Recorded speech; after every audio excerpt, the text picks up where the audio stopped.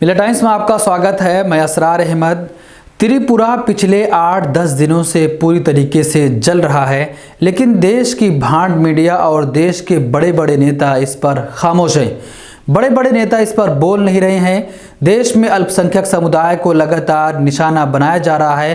त्रिपुरा में हालात ख़राब हैं, लेकिन जो हर बात पर बोल देते हैं, हर बात पर ट्वीट कर देते हैं, वो अभी तक क्यों नहीं बोल रहे हैं? सबसे बड़ा सवाल ये है, क्या अगर मुसलमानों पर अत्याचार होगा, मुसलमानों को मारा जाएगा, मुसलमानों के मजहबी निशानात पर हमला किया जाएगा, तो क्या देश के नेता उस पर नहीं बोलेंगे? ये एक बड़ा सवाल है जिसे लेकर सोशल मीडिया पर एक घमासान मची हुई है और हर कोई ये सवाल कर रहा है कि आखिर ये नेता बोल क्यों नहीं रहे। और देश का मीडिया जो हर चीज़ पर डिबेट करता है, अफगानिस्तान, पाकिस्तान, इन सारे देशों में क्या हो रहा है, सारी न्यूज़ चलाता है, पूरा डिबेट करता है, लेकिन देश में ही त्रिपुरा है। त्रिपुरा में पिछले कुछ दिनों से हालात लगातार बिगड़ते जा रहे हैं, लेकिन उस पर देश का मीडिया नहीं बोल रहा। त्रिपुरा में कल हालात बहुत ज़्यादा ख़राब हो गए थे, लेकिन आज हालात नॉर्मल हैं। आज कोई भी एक ऐसी खबर नहीं आई कि जहां पर वायलेंस हुआ हो, लेकिन कल जो रैली निकली थी विश्व हिंदू परिषद की और आरएसएस की एक साथ, तो वो रैली आगे जाकर मस्जिद पर हमला कर देती है, मस्जिद को डिस्ट्रॉय कर देते हैं, मस्जिद में आग लगा देते हैं। आप सोचिए कि ये सारी चीज़ें हो जाती हैं, उसके बावजूद भी लोग आवाज़ नहीं उठाते हैं।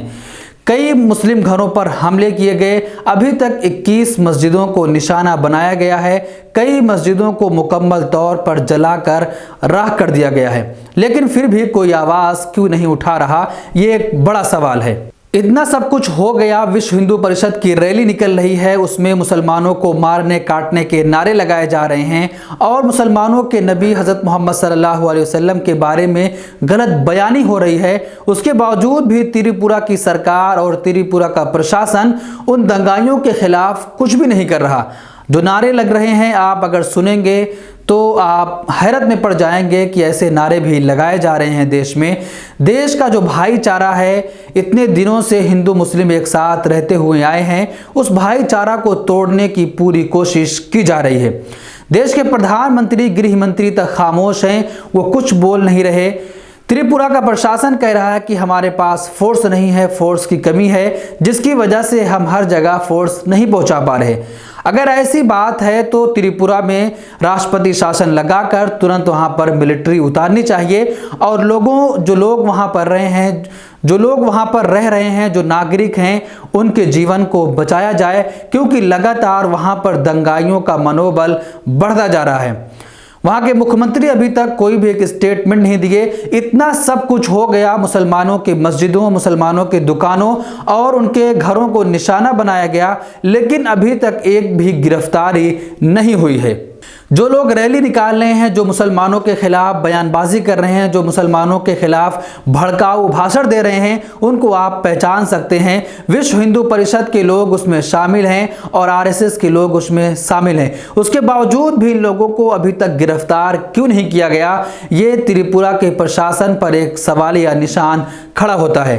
प्रधानमंत्री मोदी जी ने कहा था कि सबका साथ, सबका विकास, लेकिन सबका साथ तो नहीं हो रहा है, क्योंकि एक विशेष समुदाय के लोगों को टारगेट करने की कोशिश की जा रही है। त्रिपुरा में जो कुछ हो रहा है हमने आपको मिल्ला टाइम्स पे दिखाया था। मिल्ला टाइम्स के ट्विटर पर, फेसबुक पर और व्हाट्सएप पर और यूट्यूब पर सारी खबरें आपने देखी, लेकिन आज हालात वहां पर नॉर्मल हैं। आज जब हमने जानकारी ली वहां के लोकल से, तो उन्होंने बताया कि ऐसी अभी खबरें नहीं आई हैं कि जहां पर वायलेंस हुआ हो। धारा 144 लागू कर दी गई है और हालात अभी नॉर्मल हो गए हैं। लेकिन जो एक सवाल बार बार हो रहा है, बार बार उठ रहा है, लेकिन अभी तक प्रशासन किसी को गिरफ्तार क्यों नहीं किया है? और देश के बड़े बड़े मंत्री जो हैं, बड़े बड़े पदों पर बैठे लोग हैं, वो बोल क्यों नहीं रहे हैं? सबसे बड़ा सवाल ये है, आखिर वो लोग बोल क्यों नहीं रहे हैं? क्या अगर मुसलमानों पर अत्याचार होगा, मुसलमानों पर जुल्म होगा, तो कोई आवाज़ नहीं उठाएगा? हम लेकर आ रहे हैं डिबेट का नया प्रोग्राम देश के साथ, जहां होगी हर अहम मुद्दे पर बात। कोई हंगामा नहीं, शोर शराबा नहीं, टीवी चैनलों की तरह लड़ाई झगड़ा नहीं और ना हाथापाई।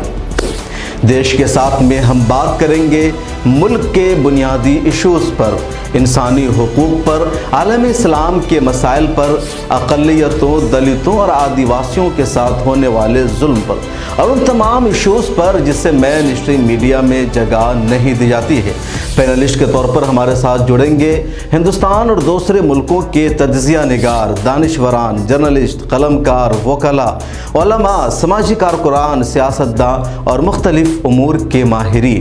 संजीदा गुफ्तगू, बावकार अंदाज, पुरसुकून माहौल और सिर्फ मुद्दे पर बात मिल्लत टाइम्स के प्रोग्राम की होगी यही ख़ास पहचान।